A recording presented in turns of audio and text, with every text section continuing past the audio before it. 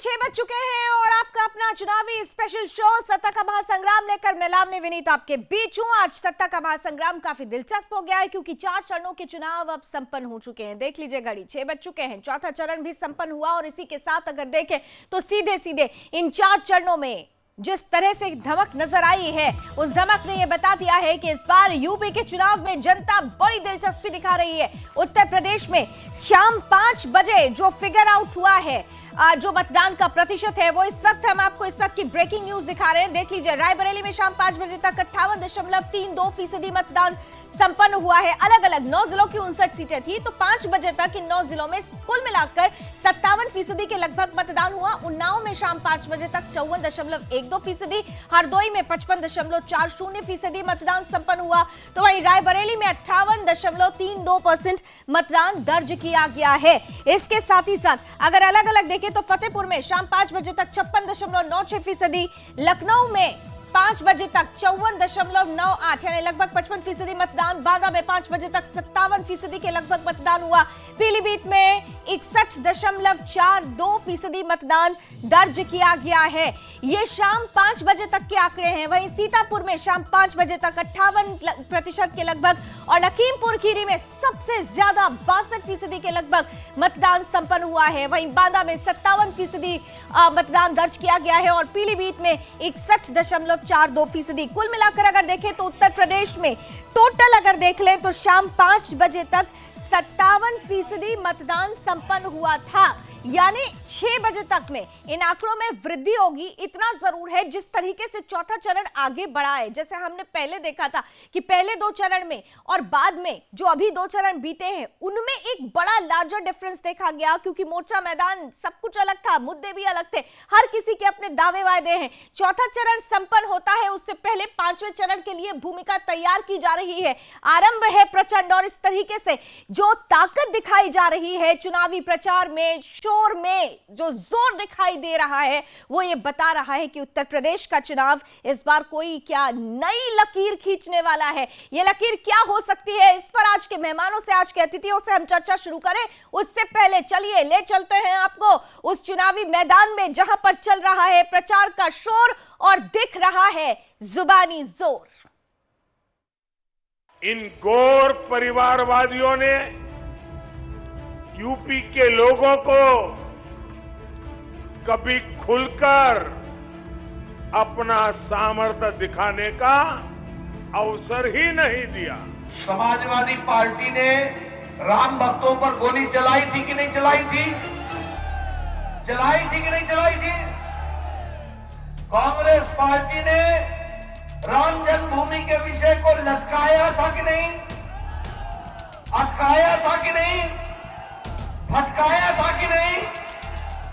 आज ये अलग बात है कि वो खुद लटके पड़े हैं, अटके पड़े हैं, भटके पड़े हैं। देखिए, समाजवादी पार्टी और गठबंधन को जनता ने पहले दूसरे में ही शतक लगा दिया था सीटों का, तीसरे और चौथे की में भी एक और शतक लगाने का काम हो रहा है।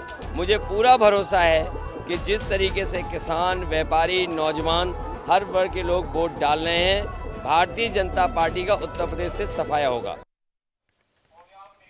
तो एक तरफ भारतीय जनता पार्टी है जो ये कह रही है कि इस बार चौका लगेगा, जो ये कह रहे हैं कि अखिलेश यादव अच्छे बॉलर नहीं है क्योंकि फुल टॉस पर चौका लगना पूरा स्वाभाविक है। ऐसे में अब अखिलेश यादव कह रहे हैं तो समय बताएगा कि कौन अच्छा बैट्समैन है। इतना जरूर है 4 चरण के चुनाव संपन्न होते हैं और इसी के साथ 232 सीटों पर, 403 में से 232 सीटों पर चुनाव संपन्न हो चुका है।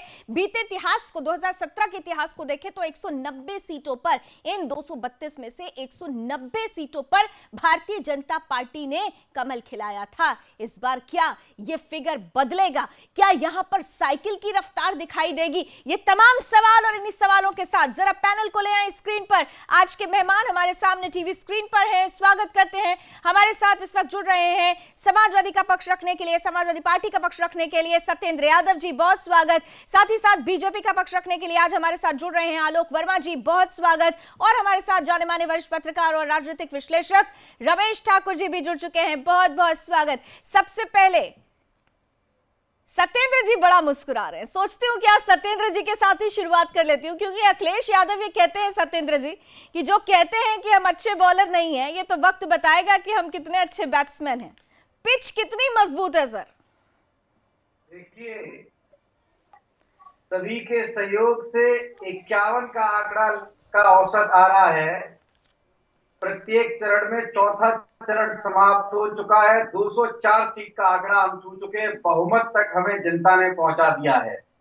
इसके लिए मैं उत्तर प्रदेश के मतदान करने वाले प्रत्येक व्यक्ति का, समर्थन करने वाले प्रत्येक व्यक्ति का अभी से धन्यवाद देता हूं। भारतीय जनता पार्टी का बुरी तरह से सुपड़ा साफ हो रहा है। लखीमपुर में जो मतदान का प्रतिशत देखिए कितना ऊपर दौड़ा है। इससे साबित हो रहा है कि लोग भारतीय जनता पार्टी के खिलाफ मतदान कर रहे हैं। उत्तर प्रदेश में लोगों के अंदर दर्द है। उत्तर प्रदेश में लोगों ने जो देखा है उससे निजात पाना चाहते हैं। जिस तरह से ये जालसाजी, झूठ फरेबी जो सरकार लेकर आ रही है, आपस में किसानों को गाय साढ़ में फंसा देती है, नौजवान नौकरी मांगता है तो उसको खालिस्तानी बना देती है।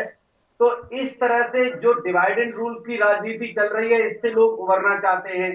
समाजवादी पार्टी की माननीय अखिलेश यादव के नेतृत्व में जिनका विजन है, जन न जाति न धर्म में बताते हैं न बांटते हैं, वो प्रगति करते हैं, विकास करते हैं, खुशहाली की राजनीति करते हैं। आप देखिए ऊपर से लेकर नीचे तक ये आए बाएं कुछ भी बोल रहे हैं। लोग भूल जा रहे हैं कि क्या बोलना है क्या नहीं बोलना है। एक अकेले अखिलेश यादव जी को रोकने के लिए प्रधानमंत्री से लेके, गृह मंत्री से लेके, मुख्यमंत्री से लेके पूरा सिस्टम इनका यहाँ पड़ा हुआ है। देखिए इनकी भाषा कहाँ पहुंची। ये लोग साइकिल को आतंकवाद से जोड़ रहे हैं। बोलते हुए शर्म भी नहीं आ रही है। कोई कान में पीछे से बोल देता कि आप कुछ गलत बोलते जा रहे हैं, मत बोलिए। ये जो बोल रहे हैं यही इनके खिलाफत में जा रहा है। तो लोगों को जलेबीदार दिखा रहे हैं, सुना रहे हैं, आलोक जी खिलाफ वोटिंग हो रही है। सुन रहे हैं आप जो बोल रहे हैं उसी का खामियाजा आप भुगतेंगे। उन्होंने तो अभी से बता दिया कि बहुमत का आंकड़ा समाजवादियों ने ले लिया है। आलोक गालिब का एक शेर है, हजारों ख्वाहिशें ऐसी कि हर ख्वाहिश पे दम निकले, बहुत निकले मेरे अरमा लेकिन फिर भी कम निकले। ये तो 2017 से एक हसीन ख्वाब देख रहे हैं। आपको याद होगा उस समय अखिलेश यादव जी बोलते थे काम बोलता है। ये अलग बात है कि उत्तर प्रदेश ने जान लिया, समझ लिया, बोझ लिया कि काम नहीं। अरे साहब, मैं आपको सुन रहा था, अब मौन साधिए जनाब। अब जरा सुन लीजिए, बहस का अपना एक तरीका होता है। आपने अपनी बात बोल ली और मैं बहुत गौर से सुन रहा था। अब जरा मेरा जवाब भी सुन लीजिए। भाई 2017 में देखिए, अगर आप टोका टोकी करेंगे, अगर आप टोका टोकी करेंगे तो बहस नहीं बपाएगी। सत्येंद्र जी, आलोक जी को एक बार सुन लेते हैं। आपको पूरा मौका दिया, आज आप लोगों को सुनेंगे। आलोक जी बोलिए जल्दी से, फिर मैं जाऊंगी। जल्दी से बोलूंगा, लेकिन बीच मेरी गुजारिश है कि वो जो बोलना चाहे पूरी तरीके से बोले। ठीक है सर, प्लीज कंटिन्यू करें। 2017 में नतीजा आया था। आपने कांग्रेस के साथ गठबंधन किया था, कुल मिला के कितनी सीटें मिली आपको? 54 सीटें। 2019 में आपने नया समीकरण बैठाया उत्तर प्रदेश की सियासत में। हम भी आ गए थे निश्चित रूप से। 2019 में समाजवादी पार्टी और बसपा का गठबंधन था, कुल मिला के 15 सीटें, और आपकी पार्टी को कुल मिला के 5 सीटें। अभी चुनाव हुआ था पंचायत का 2021 में, उसमें कितनी सीटें आपको मिली? तो उत्तर प्रदेश की जनता आपकी तस्वीर, आपका चेहरा अच्छी तरीके से पहचानती है। आलोक जी, आज मेरा आपसे 2 सवाल होगा। आलोक जी, आज मेरा 2 सवाल होगा, क्योंकि अक्सर ये कहा जाता है कि समाजवादी पार्टी से सवाल पूछा जाता है, बीजेपी से नहीं पूछा जाता। तो आज सत्येंद्र जी को इसका प्रमाण भी मिल जाएगा। बहरहाल रमेश जी, मैं बस जा रही हूँ चंद सेकंड्स में आपके पास। आलोक जी, 2 सवाल मैं पूछती हूँ आपसे। आपने जिक्र किया पंचायत चुनावों का। पंचायत चुनाव में आपकी परिस्थिति पहले कैसी थी? बाद में हालांकि ठीक है, अंत भला तो सब भला वाली परिस्थिति आपके साथ आई, लेकिन पहले आपको परेशानी हुई। दूसरी बात, जिस लखीमपुर खीरी में आपने क्लीन स्वीप लिया था लास्ट टेन्योर में, इस बार वहां पर सबसे ज्यादा वोटिंग हुई है, और ये वही लखीमपुर खीरी है जो आपके लिए सबसे बड़ा सिरदर्द बनी हुई है। और आप समझ रहे हैं मेरा इशारा क्या है। तो फिर ऐसी परिस्थिति में आप अभी दावे किस आधार पर कर रहे हैं? देखिए, जो सियासी दल हैं वो कुछ भी दावे करें, कुछ भी बात करें, लेकिन जो जनता है वो तो हकीकत देख रही है ना। पिछले 5 साल में किस तरीके का कार्यकाल रहा योगी आदित्यनाथ जी का, और उससे पहले किस तरीके के 10 साल का कार्यकाल था उत्तर प्रदेश में। सब अच्छी तरीके से जानते हैं कि तरीके से आप अपराधियों को शरण देते थे, माफियाओं को शरण देते थे, जो गुंडे थे उनको बचाने का काम करते थे। लेकिन भारतीय जनता पार्टी की सरकार में चाहे वो लखीमपुर का मामला हो, चाहे किसी दूसरे इलाके का मामला हो, कानून की नजर में जो दोषी था वो दोषी था। न्यायालय के दरवाजे पर जिसको जाना था वो गया। ये निर्णय वर्दी करती है क्या कुछ करना है, उसके बाद का जो काम है मुझे लगता है वो अदालत करती है। और किसी भी स्वस्थ लोकतंत्र के लिए जरूरी है कि नौकरशाही भी बेहतर काम करे, न्यायपालिका भी बेहतर काम करे, मीडिया भी स्वतंत्र रहे और कार्यपालिका अपना काम करे। मुझे लगता है कि चारों संस्थाएं आज उन्होंने तो बता दिया कि सारी संस्थाएं स्वतंत्र रूप से काम कर रही हैं और आप लोग जो आरोप लगाते हैं वो बेवजह है। भ्रमजाल मत फैलाइए। देखिए, इन्होंने क्या कहा कि न्यायालय के दरवाजे तक गया, लेकिन न्यायालय के काबू में नहीं है, मजबूरी में। इनके अंदर इतनी हिम्मत है कि किसी माफिया के खिलाफ कार्रवाई कर दें। ये फर्जी बातें करते हैं, आम आदमी को, जनता को परेशान करते हैं। अच्छा, तो फिर अगर ये माफिया के खिलाफ कार्रवाई नहीं करते तो फिर अतीक अहमद कौन है, मुख्तार अंसारी कौन है, ये लोग कौन लोग हैं? ये लोग कौन है जिनकी कुर्की जब्ती की जा रही? नहीं, इनके बारे में थोड़ा बता दीजिए ना, आप भी बताइए ना, कौन है ये अतीक अहमद, कौन है मुख्तार अंसारी, थोड़ा बताइए ना। के सामने हाथ जोड़ के खड़े हैं। या फिर मोहम्मद सैफ जो आतंकवादी है, उसका पिता जो नजर आता है अखिलेश यादव के साथ, जरा ये बताइए ना थोड़ा सा। आप एक्सप्लेन कर रहे हो तो ये भी सवाल पूछूंगी ना मैं आपसे। सुनिए मेरी बात, एक बात बताइए, अगर आपके सुरेश चौहान जी जो हैं, अगर उनके पिता कहीं किसी के साथ खड़े हो जाते, उसमें सुरेश चौहान जी को आप क्या बताएंगे या उनके बेटे को क्या बताएंगे, या उसमें भी पहली बात तो आपको बता दूं, कि जितनी मजबूत जड़ होती है ना, उतना ही मजबूत तना होता है और उस पर खिलने वाली पत्तियां होती हैं। तो जिनका आप नाम ले रहे हैं ना, उनकी जड़ें बहुत मजबूत हैं। उनके तक आप मत पहुंचिए, क्योंकि जड़ ही मजबूत है। यहाँ तो जड़ कमजोर थी, इसलिए देखिए सूखी पत्ती सामने नजर आ गई है। रमेश ठाकुर जी, देखिए, दो सवाल मैंने पूछा, उन्होंने कहा कि माफिया गुंडे कहाँ थे, मैंने नाम लिया, उस पर एक्सप्लेन नहीं कर पाए। हालांकि भारतीय जनता पार्टी से भी मैंने सवाल पूछा कि लखीमपुर खीरी की परिस्थिति क्या उनके लिए परेशानी भरी होने वाली है। इन दोनों ही प्रश्नों में जो जवाब है वो जनता जनार्दन दे रही है। अभी जो वोट परसेंटेज 5 बजे तक हमारे पास आया है, हालांकि लास्ट ईयर से अभी थोड़ा कम है, लेकिन जो अगला 1 घंटा जो बीता है, जब 6 बजे, अब 6:30 के लगभग हमारे पास आ जाएंगे रिकॉर्ड्स, उसके आधार पर हम और आगे का आकलन करेंगे। फिलहाल जो परिस्थिति है उसे देखते हुए हवा का रुख किस तरफ नजर आता है आपको? देखिए लावनी जी, अभी 10 तारीख से पहले चीजें बताना ठीक नहीं है, लेकिन आपको, हमें सबको पता है क्या होने वाला है।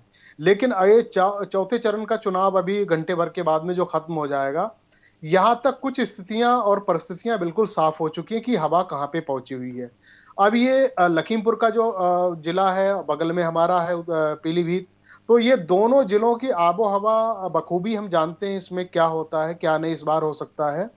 पीलीभीत में और लखीमपुर में पिछली बार का जो वोट प्रतिशत था वो 69-70 के आसपास था एवरेजेबल, लेकिन इस बार वहां तक पहुंचता हुआ नहीं दिखाई दे रहा। हो सकता है लखीमपुर वो आंकड़ा पार कर जाए या आसपास में रहे। देखो, मैंने पहले भी कहा, देखो होता क्या है, जब एक बहुत अच्छी वोटिंग होती है वो सत्ता विरोधी कही जाती है। मुझे लग रहा लखीमपुर में जिस तरीके से लोग बाहर निकल रहे हैं, विशेष तौर पे 2 वर्ग के लोग, माइनॉरिटी के लोग और दूसरे किसान लोग बहुत ज्यादा बाहर निकल रहे हैं, वोटिंग उनकी देखी जा रही है। जो मुस्लिम क्षेत्र है वहां पे बहुत ज्यादा वोटिंग देखी जा रही है। तो उनसे अगर पूछा जाए तो सीधे वॉकआउट वो भारतीय जनता पार्टी के लिए कर रहे हैं। खैर, ये चीजें होती रहती हैं चुनाव के वक्त में, लेकिन मुझे लग रहा है इसमें अभी बीजेपी के हमारे साथी वो तस्वीर दिखा रहे थे, तो मुझे लग रहा है ये चुनावों के वक्त ये सारी चीजें नहीं होनी चाहिए, चुनाव मुद्दों पे होना चाहिए। तो मुझे लग रहा है चाहे सत्येंद्र भाई हो, आलोक जी, हम सबको अच्छा लगेगा। अब ये जो फोटो है, फोटो आपने दिखाया, वो रिलेट आपने करा कि जो अहमदाबाद का जो फैसला आया है उस पे आपने दिखाया। तो अगर चुनावों की एक कनेक्टिविटी देखी जाए तो ये जो फैसला अब आया है वो सितंबर 2021 का फैसला था, रिजर्व फैसला था। उस समय देना चाहिए, उसके बाद देना चाहिए। इस समय अगर वो फैसला आता है, सामने जनता के पास आता, तो मुझे लग रहा इसमें कुछ ना कुछ कनेक्टिविटी होनी चाहिए। खैर, उस पर नहीं जाने चाहिए, वो कोर्ट का मामला है, वो फैसला कभी भी आ जाए, कल आए, उस पर नहीं जाना चाहिए। नहीं, लेकिन ठीक है, मुझे आप लग टाइम रहा को लेके, आपने टाइम को लेके सवाल उठाया, वो समझ में आता है। लेकिन अगर आप ये कहें कि आतंकवाद मुद्दा नहीं होना चाहिए, आतंकवाद राष्ट्रीय मुद्दा नहीं है सर। आतंकवाद अब आज की डेट में सामाजिक मुद्दा हो चुका है। हर एक घर में के लिए ये नासूर बन गया है।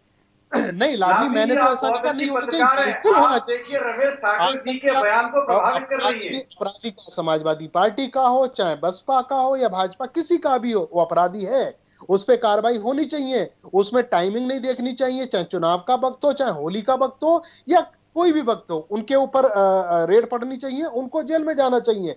लेकिन सबसे बड़ी बात है, मुझे लग रहा इन मुद्दों को लेके चुनावी प्रक्रिया को धूमिल नहीं करनी चाहिए, मुद्दों को खत्म नहीं करना चाहिए। मुद्दे, मुझे लग रहा मुद्दे किसानी होना चाहिए, मुद्दों को खत्म नहीं करना चाहिए। लग रहा उस मुद्दों नहीं हो रहा है।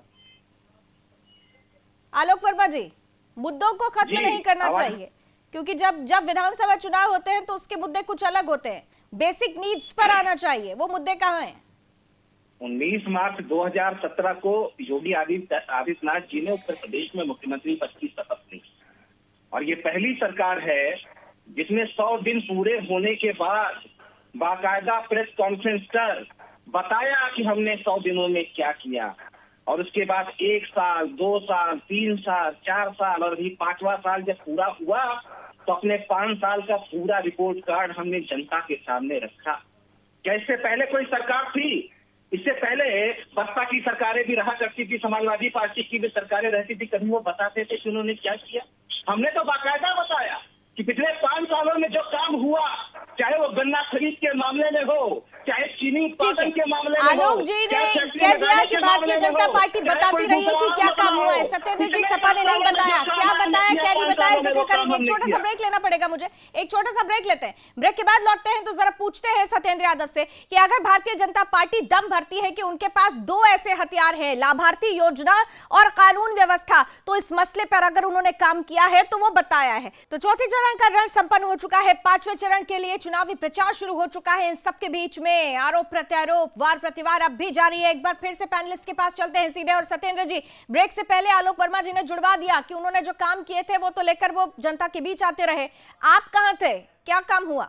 उनके पास 2 बड़े हथियार हैं, लाभार्थी योजना जिसका जिक्र लगातार होता रहा, और कानून व्यवस्था, क्योंकि हम भी ग्राउंड पर उतरे और लोगों से जब बात की गई तो कानून व्यवस्था को तरजीह दे रहे हैं लोग। देखिए, इन्होंने कोई काम नहीं किया। गृह मंत्री ने जब भारतीय जनता पार्टी का घोषणा पत्र जारी किया, एक काम नहीं गिना पाए। और ये भारतीय जनता पार्टी के आलोक वर्मा जी 1 घंटे बैठे रहेंगे, इनका एक ही सिस्टम है, बीजेपी का 5 साल कि रात भर पीसा और पारे में धर के बटोरा। उसे भी गिनवा दीजिए ना, मेरा सवाल तो यही था। उन्होंने गिनवाया था, आप भी गिनवा दीजिए, प्रत्यक्ष तो प्रमाण की जरूरत नहीं होगी। आप एक अच्छी पत्रकार है, मेरी बात सुने। हाँ सर, मुझे सुनाइए। डिस्ट्रैक्ट न करें। इन्होंने जो है, बीजेपी ने रात भर पीसा और सवेरे पारे में धर के बटोरा। तो रात भर इतना ही पीस पाए जिसको पारा हमारे यहाँ कहते हैं गागर के ऊपर रखा जाता है। भारतीय जनता पार्टी ने सिर्फ प्रशस्त्र तैयार किया। जब किसानों ने इनसे अधिकार मांगे तो इन्होंने उन्हें बदनाम किया, गाय काट दिए।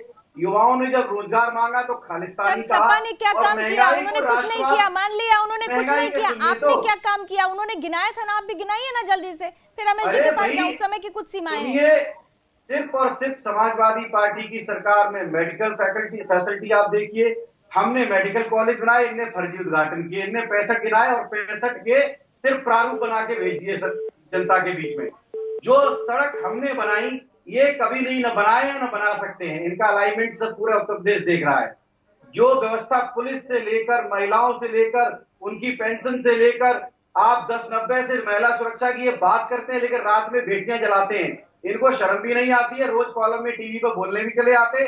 कोई 4 काम इन्होंने इतना नहीं किया। काम किया उत्तर होता प्रदेश तो का जो भी 2017 में डेवलपमेंट है, आपको पीछे जाना ही उत्तर नहीं प्रदेश पड़ता। का जो भी और बेटियों की डेवलपमेंट है, सुरक्षा सिर्फ की और बात सिर्फ तो आप ना ही करें। मैं भारतीय जनता पार्टी को भी इस मसले पर सवाल पूछती हूँ और आपको भी पूछती हूँ।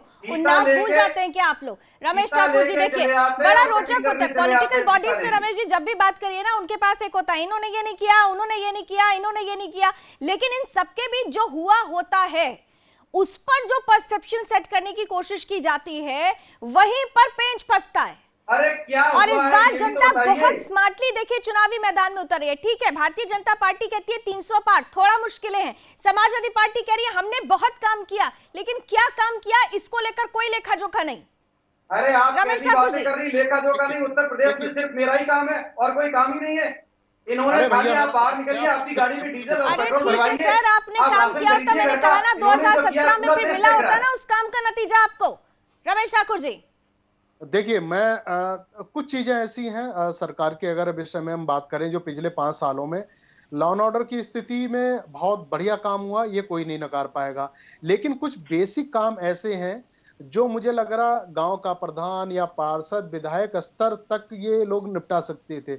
इस समय उत्तर प्रदेश में एक नए किस्म की समस्या उत्पन्न हो गई है आवारा पशुओं की, छुट्टा जानवरों की, सांड वगैरह जो जितने भी हैं, ये खड़ी फसलों को नुकसान पहुंचा रहे हैं। किसान बड़ा परेशान है। ये मुझे लग रहा इस समस्या पे भी प्रधानमंत्री को बोलना पड़ रहा है। मतलब ये एक निचले स्तर की समस्या थी, इसको सुलझाई जा सकती थी। इसके अलावा जो एक बेलगाम अधिकारियों को इन्होंने कर दिया था सरकार ने, मुझे लग रहा है ये बहुत बड़ा लाभनिजी फैक्टर होएगा।